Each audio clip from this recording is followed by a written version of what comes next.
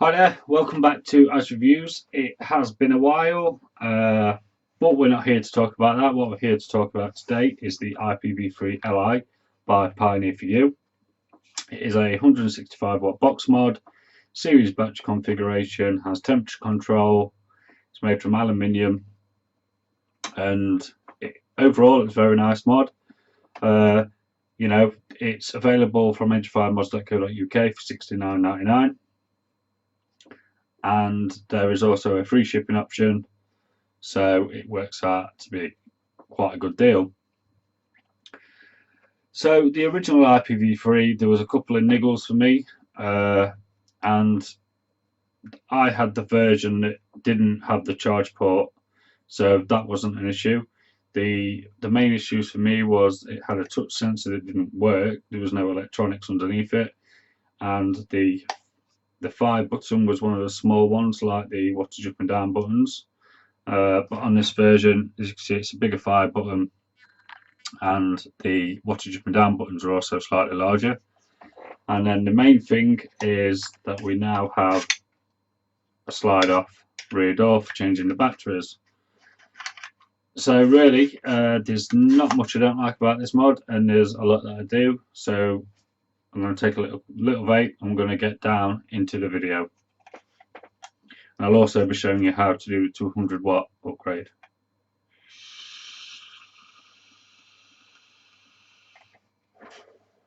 Righto then, so here we are with the up close of the IPV3 Li. So the Li comes in this nice redesigned packaging from Pioneer4you. It's white all the way around, and this design carries on.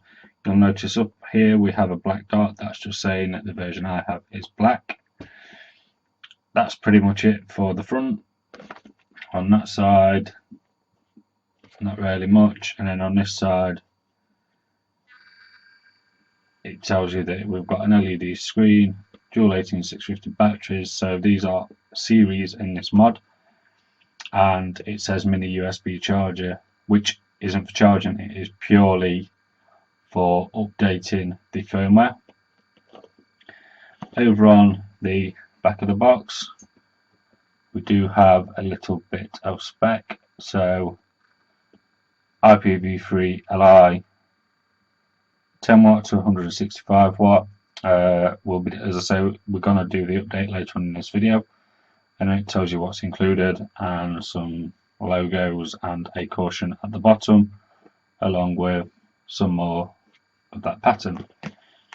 So inside the box you are going to receive a user guide, the IPV3 Li itself. We'll set that to one side for a moment, and a mini USB cable, which we are going to be using later.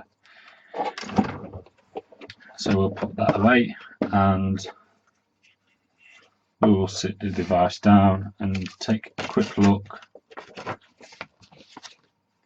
at the user guide. So what I'm going to do is, here is the specification. So the output is 10 watts to 165 watts, or 5 joules to 50 joules. The output voltage is 1 volt to 7.5 volts. The input current is 1.3 amps to 40 amps. Input voltage is 6.2 to 8.5 volts. Standard atomizer resistance, so this is going to be your CAN4 wire, is 0.1 ohms to 3 ohms. And joules mode atomizer resistance, so your NI200 coils, is 0.05 ohms to 0.3 ohms. The temperature limit is 100 degrees C to 300 degrees C, and 212 degrees Fahrenheit to 572 degrees Fahrenheit. And as you can see, the chip is a Yihi SX330 V3SL. So also in here it also tells us the kind of protection that we have, so the main features, and that's pretty much it. It just tells us how to work the mod. That's enough of the instruction book. Let's get down to the mod itself. So starting on what is the front of the mod, you have the Pioneer4you logo, IPV3 Li and Yeehy SX330 V3SL chip at the bottom. Over to the top we have the touch sensor and stainless steel 510. Now, although it does have a flathead screwdriver slot in the positive, do not try and turn it as it is spring loaded. Over onto the front we can see our screen, a large fire button. It does have a really nice feel. We have the domed wattage up down buttons. On the bottom we have the micro USB and battery vent holes, and the Pioneer4you logo on the side. Mine's still got its protective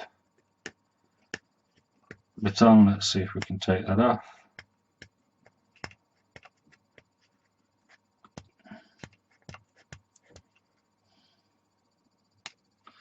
As you can see, it is nice and shiny. It is also upside down. And then, as you notice, all the way around the outside we have this nice mirror chamfered edge. And that's pretty much for the outside. On the back we have the open logo, which is pretty self-explanatory. You slide it down, which I like on this one, to access your batteries. And you'll notice here there is a little hole, and you can see where the ball bearing's been catching. And on the inside we have a very tidy looking mod. So we've got the ball bearing, which, to be honest, it doesn't catch quite as much as I would like it to, but we have this rubber stop here and these two rubber stops down here, which help to keep the door on. It doesn't rattle, it's not going to fall off. We have a ribbon here to help removal of batteries. As I said, it is a series mod, so we have got negative, positive, negative, positive, and the positive and negatives at the top here are both spring loaded. And that's pretty much it for the battery door. Now what we're going to do is, just before I put some batteries in, we're going to get the weight of it, just to give you guys out there a rough idea.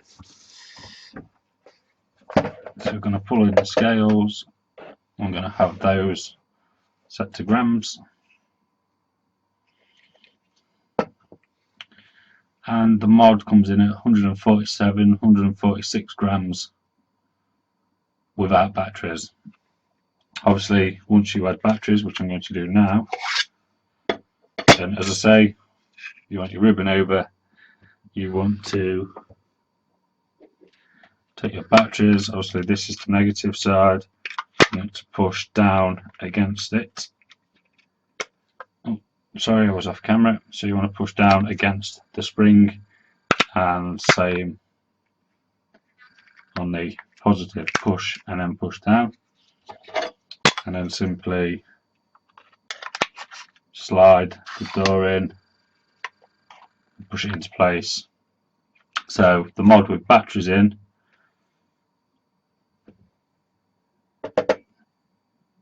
will be 233 grams.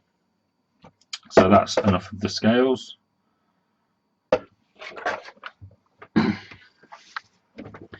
We're going to take a close look at the mod. So we have 5 clicks to switch it on, and then you're going to be greeted with the IPV3 Li logo. Obviously at the moment I haven't got an atomizer on, so I'm just going to chuck the Tesla Vortec on there. Really good tank.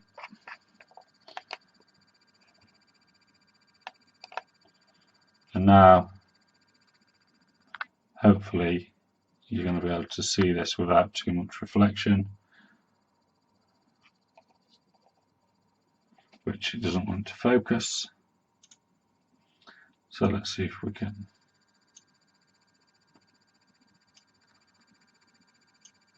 So here you go, we have the joules currently set at 30 joules, the voltage just here, below that the ohms, and the temperature you are set at, as well as the battery indicator. So if we take the IPV4, obviously mine's a little custom, you can see it is pretty much the same information, other than at the moment this is in wattage. So that's pretty much the screen. So what we're going to do is 5 clicks, we'll be in the menu. So obviously we have system off, press the up button and it will power the system down.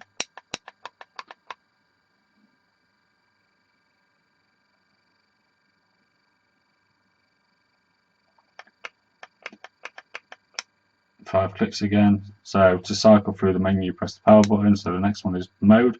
So joule is obviously temperature control, or power is for your standard CANFOL or other coil builds. So we are going to have it in joule. Select the power, so we have temperature, which is Fahrenheit or degrees Celsius. Click it again, and this is where we will set our temp. Now I like to be around 450 mark generally. That's fine for me, and we'll exit out. It's pretty easy to use. Now, as I said, we do have the touch sensor, which does work. Now I have noticed, I'll try and catch it on camera, every so often, so 3.09 on the touch sensor, 3.87, but then when you use the fire button, so you're getting like half a volt difference between using the touch sensor, nearly a full volt difference between the touch sensor and the power button. I don't know if that's been fixed in the 200 watt software update, but we'll take a look at that later. I have just fired that, so what I am going to do is just give it a minute to cool back down, because one thing I have noticed with these heat chips is if your coil is warm, you fired it and you set the resistance in, the settings are all wrong and the temperature control doesn't work properly. It needs to be a settled coil to be able to lock it in at its lowest state. So while we're on that, we're going to, if you press the wattage up and power button, that will turn the touch sensor on, or the wattage down button and the power button will turn it off. We're just going to leave it on for the time being. So that should have cooled down enough now. So what you want to do next, especially in temperature mode, you want to, and more fingers getting in the way, you want to hold both the wattage up and wattage down together and set your resistance, so 0.276. And we do have 5 presets, 10, 20, 30, 40 and 50, but we can alter these. The only downside is that they don't lock into memory. So as soon as you go onto the next one, it doesn't remember your settings, which is a shame, as it does remember them in regular mode, and it would have been nice for it to work in temperature mode as well. So I'll try, and again it's not going to focus.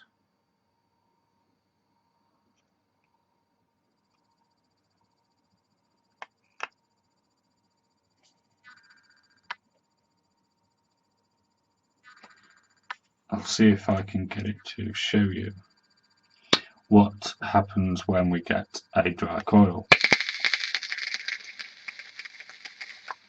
which at the moment I'm going to set the temperature a little bit higher. I didn't want to switch it off, but never mind.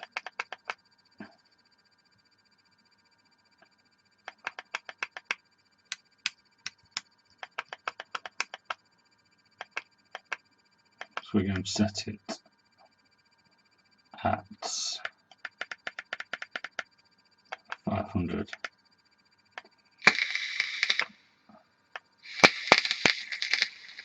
And at the moment, the temperature controller is not kicking in. So this is another thing I've found. Every so often, it will not kick in, and it is a little bit.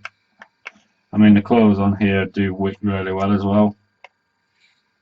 So there you go. Now it says too hot, which means the coil is over the heat rather than it saying dry coil, no liquid detected. So yeah, I mean, there is a bit of a learning curve with this mod. I hope I didn't confuse you just then. I mean, as you can see, it won't let you do anything until it has cooled down. And you see we're only getting throughput. It's slowly up and down in the wattage rather than bringing up the warning. But the core doesn't taste burnt at all. So that's enough with this up close part of the video. What we're going to do is we're going to head over to the computer and I'll show you how to update it.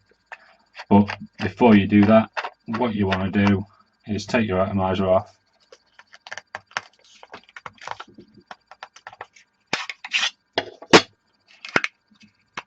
You want to remove the batteries.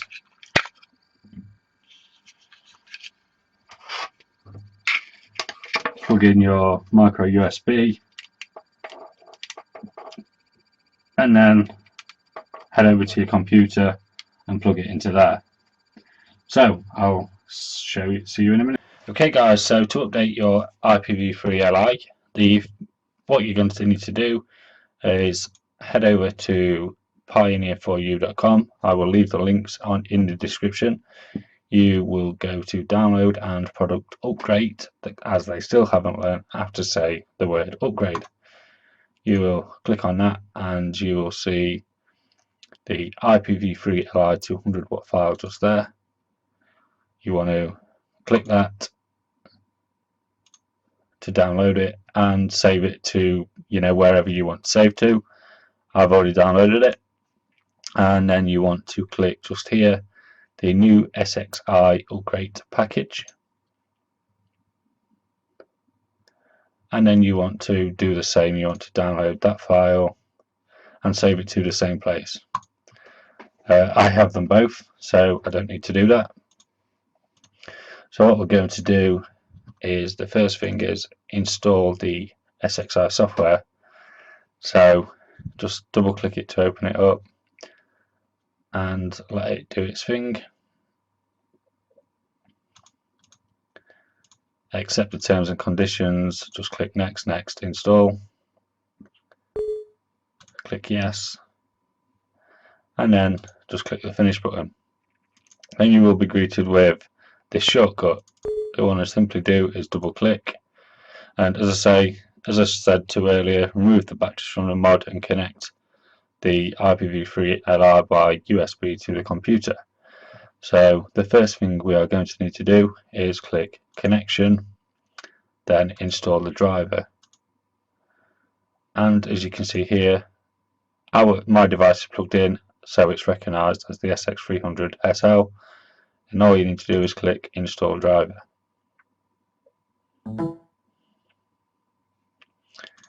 And as it was installed successfully, we can close out of there and return there. Then we click upgrade, open file, go up to the desktop and select the 200 watt file, double click it, and we simply then just press upgrade, and as you can see, it is uploading to the device now. And that is it, guys. That is how easy it is to upgrade your IPv3 LI. So we'll take a look at the... Okay, so just on the update, obviously remove the USB cable, put your batteries back in. We'll hop into the menu. At the moment I've got this in power mode, so I've just put a regular coil on, so we're going to switch to dual.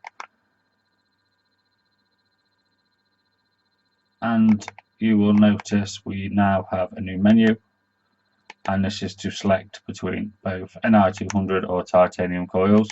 So in NI200 mode we still only get 50 joules, whereas in titanium we'll get 100 joules. I'm going to come out of there because at the moment I'm in regular mode, so we are going to switch it off. I keep doing that for some strange reason, and there's no need to.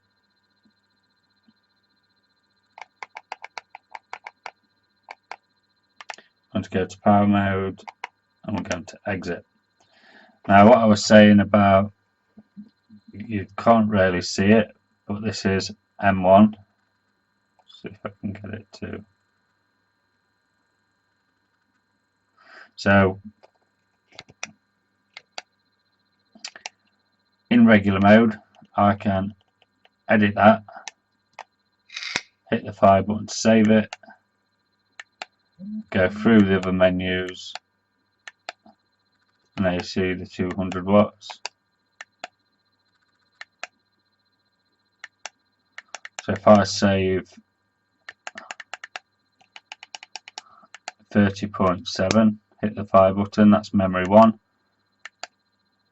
Memory 2 is 71.5, 80 watts. Then we have the 200 watt, and then we go back to 30.7. And then if you notice the update, that's using the sensor 4.03 and 4.03. So I'm glad that the update has fixed the voltage difference between using the sensor and the fire button. So that's pretty much it. The video has been a bit long-winded. We're going to go back up top and we'll talk about it a little bit more. Okay then, so that was the up close, the update, and the ins and outs of the mod. Yes, it was a little bit muddled about. You may notice, as well as the intro, I'm using a different tank on here. And the issues that I was having with the temperature control on the up close was the fact that the coil for the vortex tank wasn't a very good coil. I've had one before and it just wouldn't work correctly. But unfortunately I'm out of coil, so I can't go back over that with you. But it does work. It does work. I mean, you saw that it was giving me the too hot warning, and it was lowering the voltage. It wasn't saying dry because the coil was never dry during the video. The coils on the vortex tank, if I can show you on, I don't think it'll see. The coil itself is quite large, so there's a lot of cotton in there. So it takes quite a lot to dry out. But anyway, going back to the mod, for the price point of these, when you compare less than a year ago, or was it about a year ago now, the IPV3 came out. They were up at 90, 100 plus some other places. So, you know, the chip works very well.